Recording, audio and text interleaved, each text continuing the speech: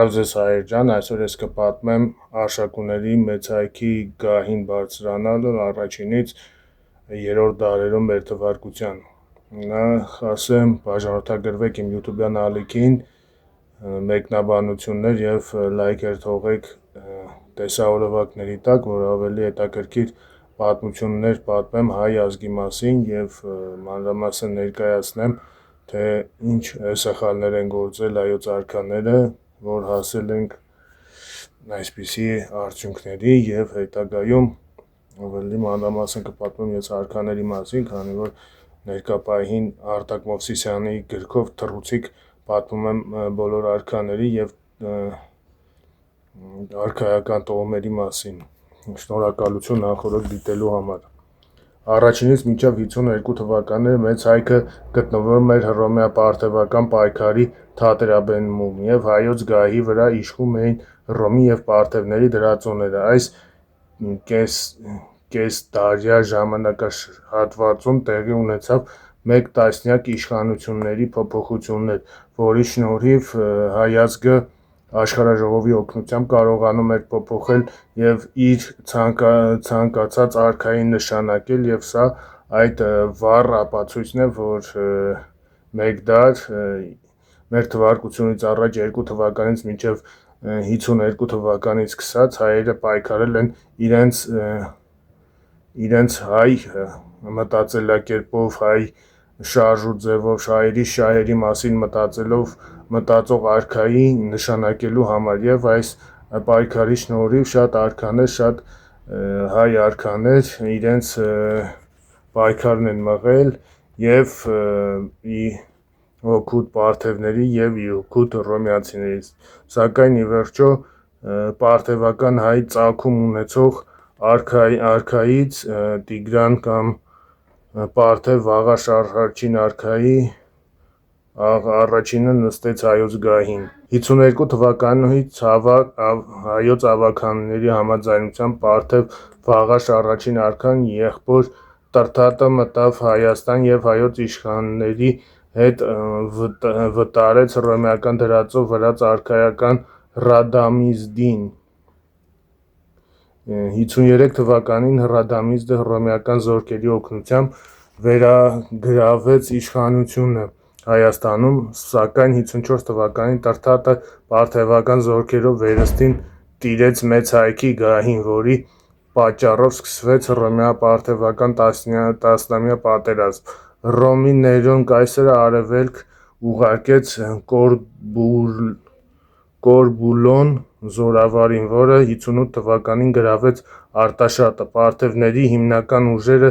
կռվում էին արևելքում Վրկանից աշխարհում, եւ Տրդատն առանց լուրջ դիմադրության նահանջեց Ատրպետական։ 59 թվականին Կորբուլոնը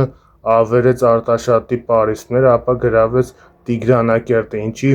առիթով Հռոմում պատվեցին դրամ, Հայաստանը նվաճված մակագրությամբ։ 60 թվականին Ներոնը հայոց թագավոր նշանակեց Տիգրան 6-րդին Կապադոկիայի արքայատնից։ 61 թվականին Հռոմի դրդմամբ Տիգրան 6-րդը գրավեց Ադիաբեն պետությունը եւ սկսեց պարթևա-հռոմեական հերթական պատերազմին։ 61 թվականին պարթևները հաշտություն էին կնքել արևելքում եւ իրենց ողջ ուժը ուղղեցին Հռոմի դեմ։ 61 թվականին զինադադար կնքվեց Հռոմի եւ պարթևների միջեւ, որում հռոմեական եւ պարթևական զորքերը պետք է դուրս գային Հայաստանից մինչև հաշտության պայմանագիր կնքումը։ 62 թվականին նոր արշավանք ձեռնարկելու համար արևելք ուղարկվեց Պետոս զորավարը։ Ամռանը Պետոսը անցավ Եփրատ, իսկ նրան ընդառաջ շարժվեց հայ-պարթևական միացյալ զորքերը։ Ռանդեա կոչված վայրում հայ-պարթևական զորքերի հաջողվեց շրջափակման մեջ գցել Պետոսի բանակին, որը զինաթափվեց եւ անցավ 3 նիզակից կանգնված անարգանքի լծի տակով, ապա անզեն նահանջեց Կապադովկիա։ 63 թվականին պատերազմելու եւ հաշտություն կնքելու արտակարգ լիազորություններով Ներոնը օժտեց Կորբուլոնին, որը 64 թվականին հաշտություն կնքեց հայ-պարթևական զորքերի հետ։ Տրթատի պահանջով հաշտությունը կնքվեց նույն Հռանդեա վայրում։ Տրթատն ճանաչվեց մեծ հայքի թագավոր, սակայն թագը ստանալու համար պետք է մեկներ Հռոմ և թագադրվեր Ներոնի կողմից։ 65 թվականին Տրթատը 3000-անոց թիկնազորով մեկնեց Հռոմ թագ ստանալու Ներոնից և 66 թվականին վերադարձավ Հայաստան։ Այդ թվականից պաշտոնապես հաշվում է Տրթատ I-ի թագադրության և Արշակունյաց հարստության հաստատմանը մեծ հայքի գահին։ Արտաշատի պարիսպները հիմնովին ավերվել էին պատերազմի ժամանակ, վերականգնվեցին Ներոն կայսրը տրամադրած գումարով և վարպետների օգնությամբ։ 76 թվականին կառուցվեց Գառնիի ամրոցը ու տաճարը։ Ռոդեննայի դաշնագրի շնորհիվ 50 տարի խաղաղություն տիրեց։ Ռոդեննայի դաշնագիրը մեզանում արժանացել է դրական գնահատականի, թեպետ եթե սթափ գնահատենք, կտեսնենք, որ դաշնագիրը նույնիսկ վնասում էր մեր ազգային քաղաքական շահերին։ Պայմանագրի համաձայն, այդուհանդերձ, մեծ հայքի գահի թեկնածուն պետք է առաջարկեր պարթևական արքունիքը և հաստատեր Հռոմը։ Հայոց ավագանու կամքը լիովին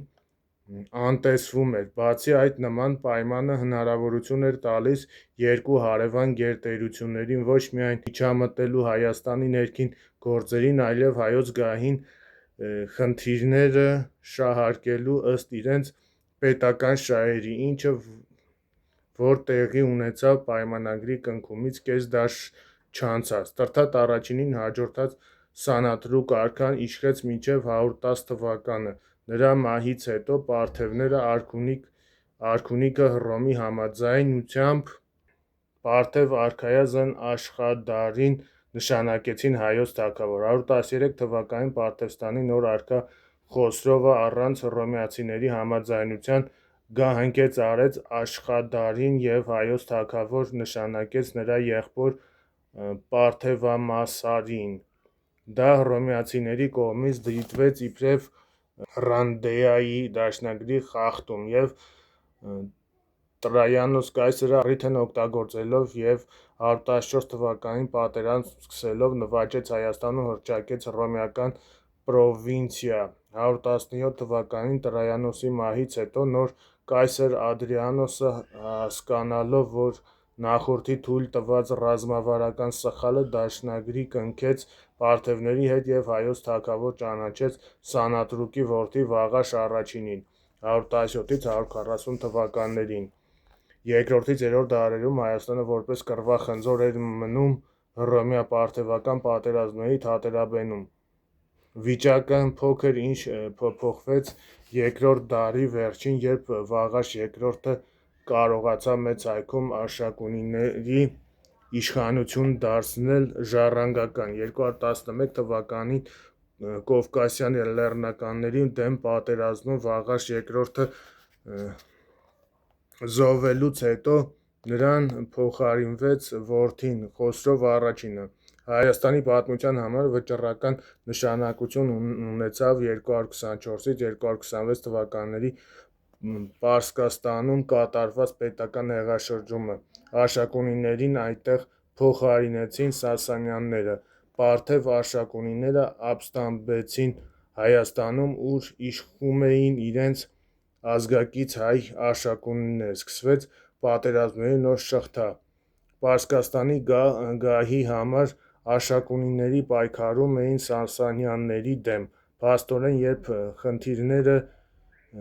դիտարկում էինք հայկական ազգապետական շահերի տեսանկյունից, Հռադեայի պայմանագրի արդյունքում սկսվեց հետընթաց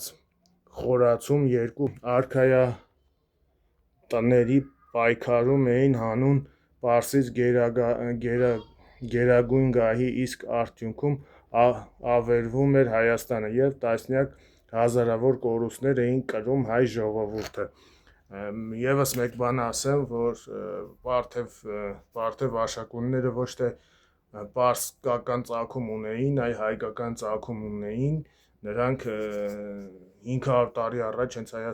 Հայաստանը նվաճելուց հետո Հայաստանը որ նվաճեց այդ տարածաշրջանը, այնտեղ նշանակվեց հայկական տոհմը եւ սկսվեց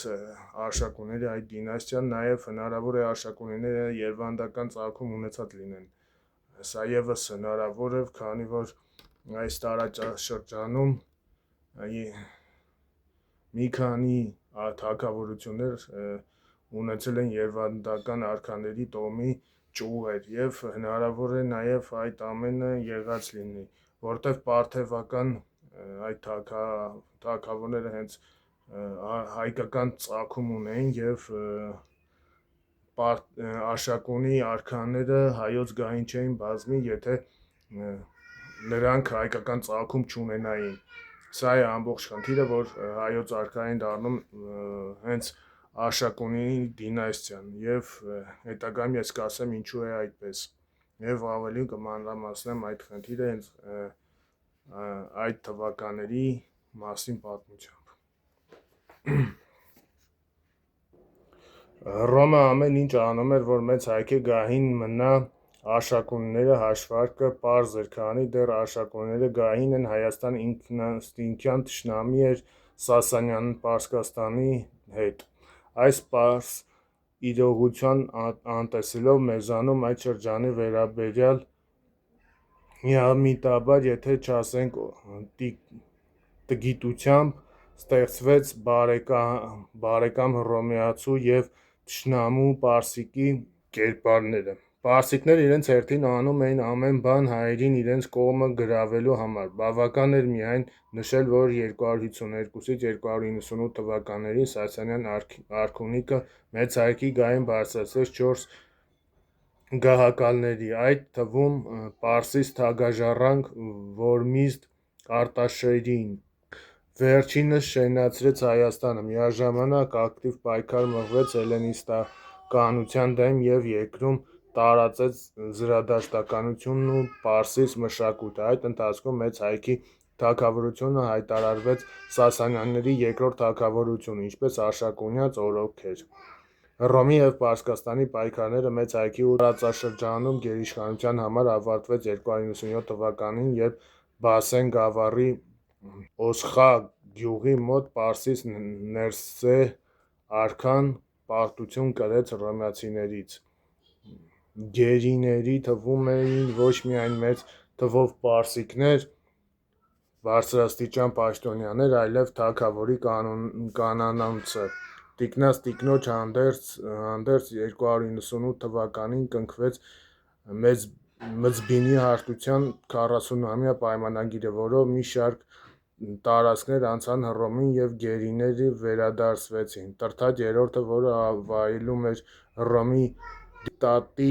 անոնց կայսր աջակցությունը, չնայած ճանաչվեց մեծ հայքի արքա 298-ից 330 թվականներ։ Նրա օրոք Հայաստանում քրիստոնեությունը հռչակվեց պետական կրոն։